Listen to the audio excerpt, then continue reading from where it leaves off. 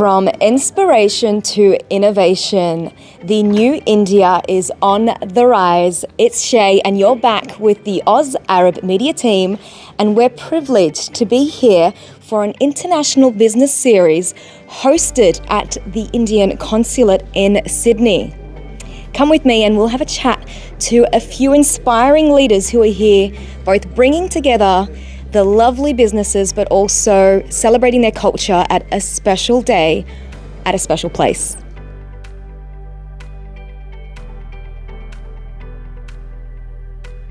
I'm here with Irfan Malik, President of the Australian Indian Business Council. Thank you so much for joining us today on Oz Arab Media. Thank you. Salam alaikum, namaskar, and greetings. Shalom to all of you. Great to be here, joining you all here from the Indian Consulate here for this special event hosted by the Consulate General of India, Sydney, and curated by the Cumberland Chamber of Commerce. I'm very excited to be here representing the leading industry body bilaterally, Australia-India Business Council. I head the Australia-India Business Council as the President and National Associate Chair, and we are the premium industry body focused on bilateral trade, investment, and facilitating business-to-business connect. It's a great initiative to host the businesses here from the greater Cumberland region and also around the Western Sydney. We are keen to build bridges with India and the new India opportunities. So that's where a fantastic opportunity. And actually just want to say and call out, your Arabic is better than mine, so thank you so much for extending that. I think that's important to recognize that Australia is one of the best places in the world, and the multiculturalism that we embrace, we adopt, and that brings the world together to do not only cultural connect, people-to-people connect, but also business-to-business connect. And that's where this is a global hub, a global melting pot of culture, but also to do business together. Definitely. The new India. Talk to us a little about that. So this new India, and over the last 10-15 years, that's emerged as one of the fastest growing economy, now the fourth largest and soon to be the third largest economy, with about $5 trillion economy, and that's the growth that India has seen, and it continues to grow. And this India is a partnering India for any nation in any global Western world, and we see the growing relationship between Australia and India, strength to strength, and especially over the last 5 to 10 years, and to the recent free trade agreement that's been signed by Australia and India. That really signifies the importance of leveraging this new India opportunity. So as we say in Australia, the future made in Australia, we are really pushing that journey ahead, future made in Australia, but partnering with India, because that's where the growth for Australia and India is there to be leveraged.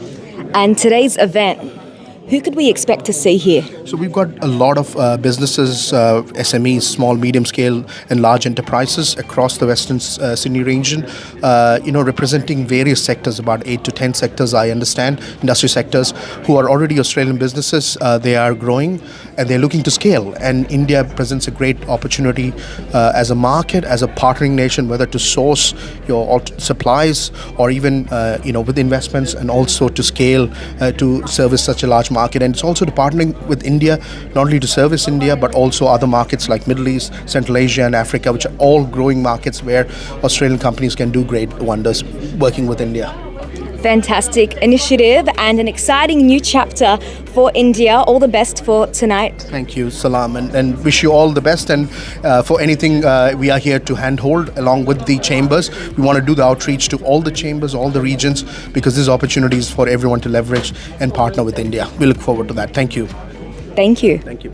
I'm with Jay from 3VMart. Jay, thank you so much for joining me today. I'm really excited to hear about your business and you walking with the new India in this next chapter. Yeah. Could you share with us more about your work and the new technologies your company is using in construction? Thank you. Thanks for the opportunity. We are innovative construction company. We use AI and robotics. It's a new wave of construction, so it's future of construction primarily. What we do is we use industrial scale robots which are designed and compiled to actually print homes in concrete and we could actually print 3-bedroom homes in 6 weeks. And that's the new methodology of construction, and it's a great wave that's actually happening in the world all around. The emerging opportunity actually, which is coming out from other countries, we are an Australian company, we are an Australian manufacturing company as well. We actually bring in these products and we actually can scale to India. We're trying to fix a lot of the housing issues, the community issues. Basically, you have community centers, you have bus stops, you have, we can actually do rest areas, toilet blocks and things like that. So it's like a very, very expansive project, and we can actually do that in a very, very short time. We do also have certain leverages with the defense, where we are working on certain defense projects to actually kick them off. Yeah, so it's a good synergy that's coming out. Yeah. You're meeting a huge gap in the industry, so kudos to you and the team. What do you hope to achieve from today? Thank you. Yes, we are filling the gap. We would like to have more prominence on the education piece around what our technologies can do.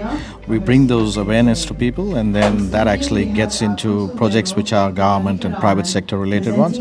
I think that's the main pitch we want to do, and create awareness and tell people that we exist and we are already there attacking the future problems. Yeah.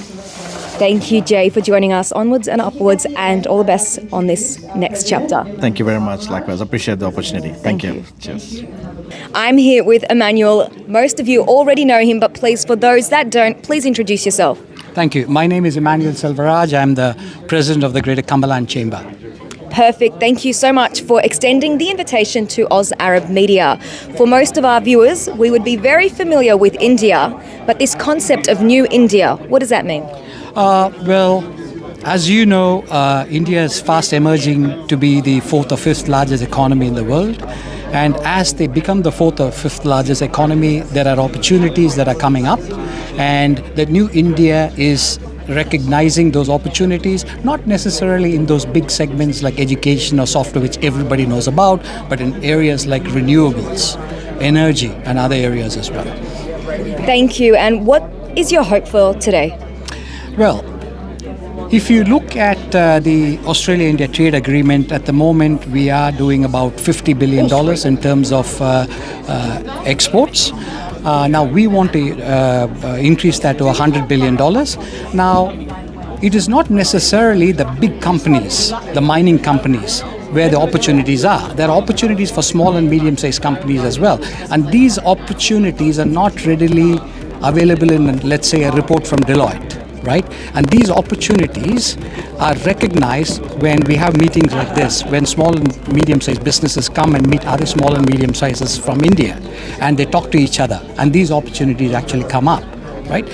So today we want to connect our members to those opportunities through the Consulate General of India, and hopefully in the future when we have delegations come from India to here, as well as delegations go from here to India, we will actually leverage on those opportunities, and hopefully that will help provide opportunities and better business growth for our members. The livelihood of the economy, small businesses. What about businesses that might be looking to India that might not have that same cultural background? Correct, and that's a very critical aspect of it. A lot of businesses who are in Australia think that they can do business exactly the same way as they have been doing here. There are compliance and legal differences, and most importantly, there are cultural differences in which has to be recognized, and you need to be very carefully sort of navigate your way through that, and you need local partners. You cannot directly go in there and even endeavor to do the business, and that is where people from here going and establishing those connections, so you have local partners as well as companies in India who do not understand the cultures in Australia and who want to recognize and be able to form those connections. It's very, very important. And that's why you and the diaspora are here to help and support those businesses. Thank you so much, Emmanuel, for extending the invitation once again, and all the best for tonight. Thank you. Thanks very much. I'm going to try and do this in my best Tamil dialect, so don't mind the enunciation. I'm with Pumpa. How are you today? Good, thank you. Vanakkam. In Tamil we say hello.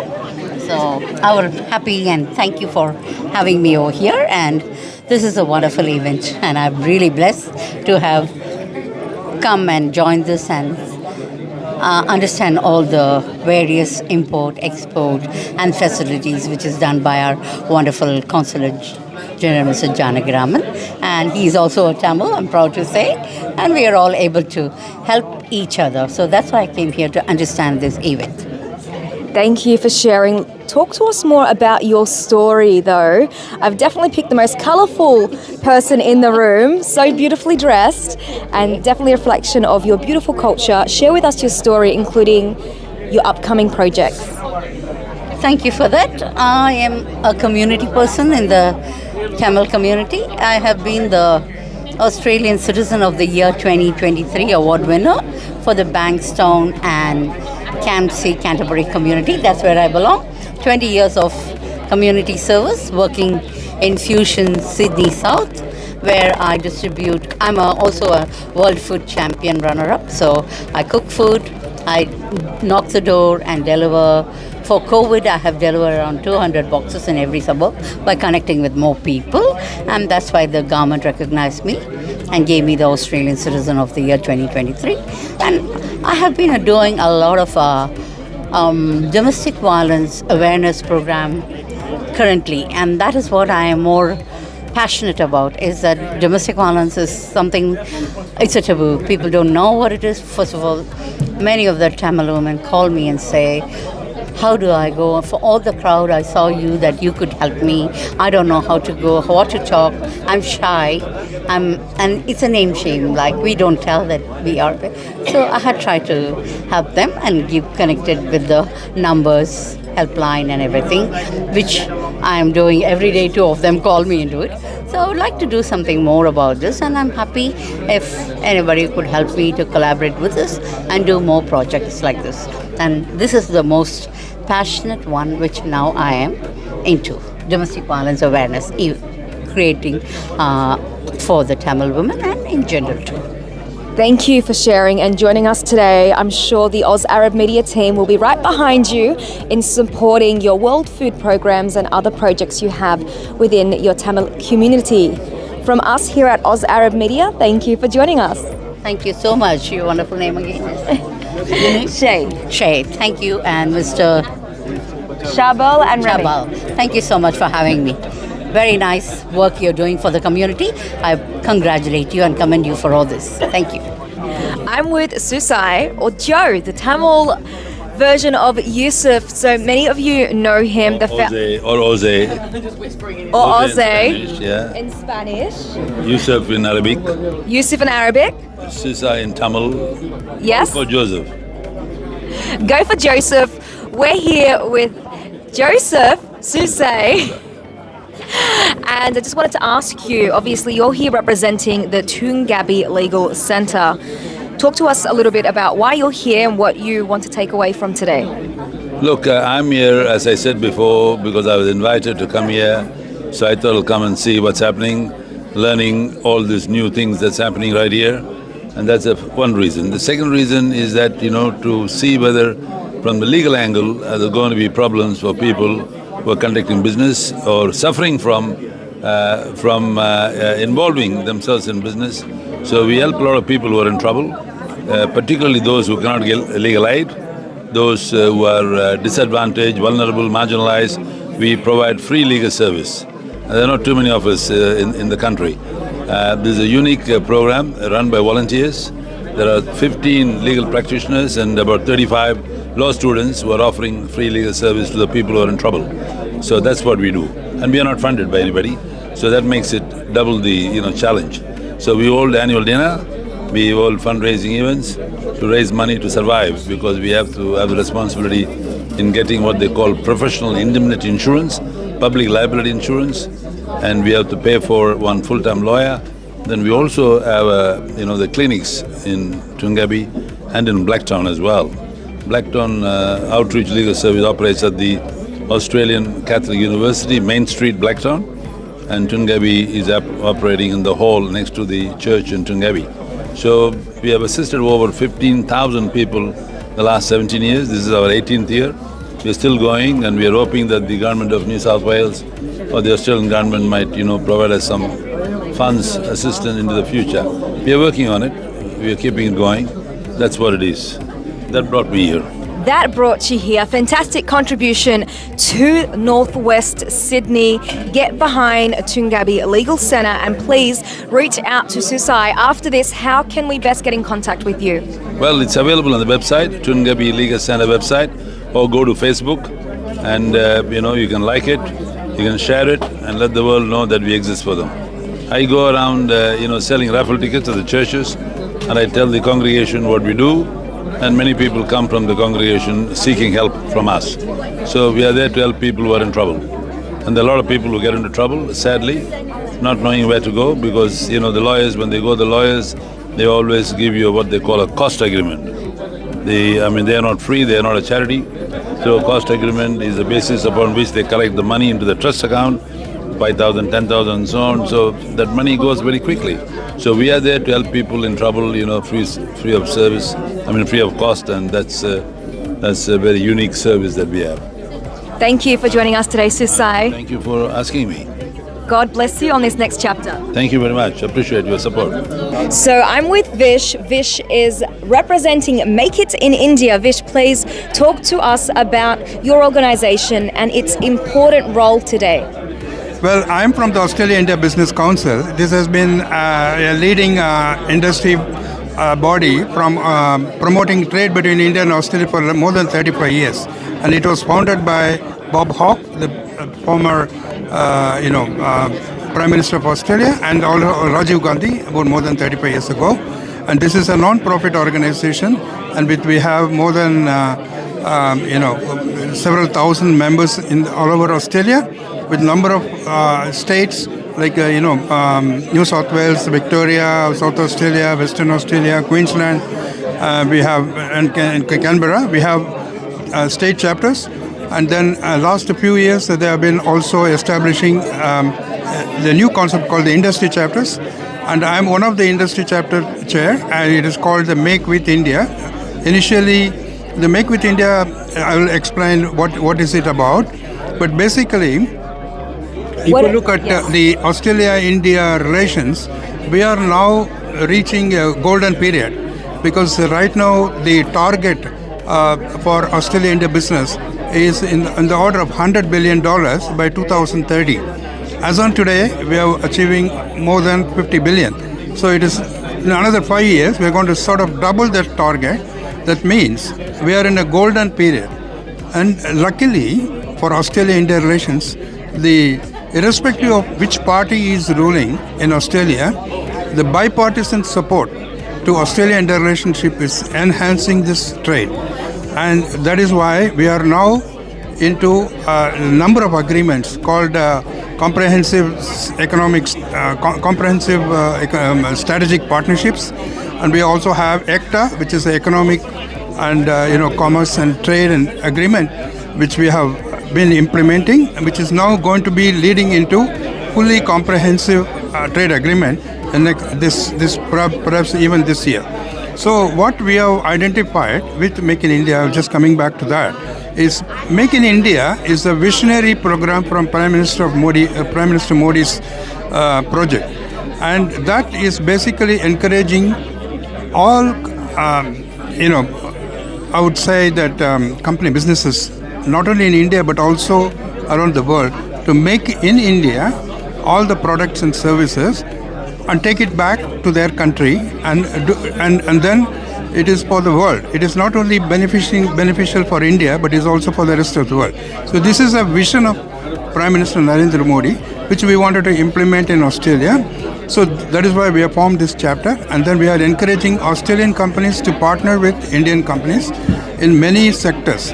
Right now we have so many sectors which are very common, like for example smart energy, advanced manufacturing. So on smart energy, how are you targeting and supporting Australian-based businesses to make that move and expansion? Okay, now smart energy, if you look at that, it's a very big field. It is consisting of renewable energy. It has also got a lot of new things like electric vehicles, automation, and associated infrastructure. We also have hydrogen. We also have even to that extent, even though it is a bit political, even nuclear capabilities. But more importantly, what is happening is the technologies are both India and Australia are good. It's not that one is less or one is more. In India, and they got technologies, they got capabilities. Australia also has got technologies and capabilities. So where does this synergy comes? It is by identifying collaborative projects. So, for example, smart grid systems is one area where people can collaborate.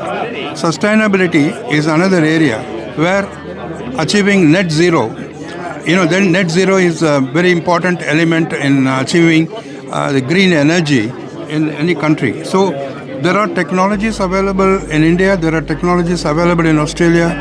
Partnering with this will help to So with Make It, solution. definitely, and Make It in India has already established a huge presence Correct. and brand, and we extend our congratulations to you. For anyone that wants to reach out to you after this, perhaps get in contact with you about the types They of can visit support. our website www.aibc.org.au, and then if you go into that, you will be navigated to industry chapters, and you can see me there, and you can reach out to me. There are contact numbers available and contact points available. I'm reachable. My name is Vish Vishwanathan.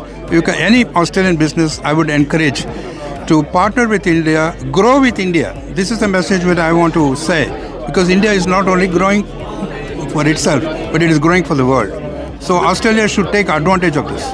Thank you very much. We extend our heartfelt congratulations to you and to the team, and for this next chapter for India. Thanks for joining us again. Thank you so much for giving me an opportunity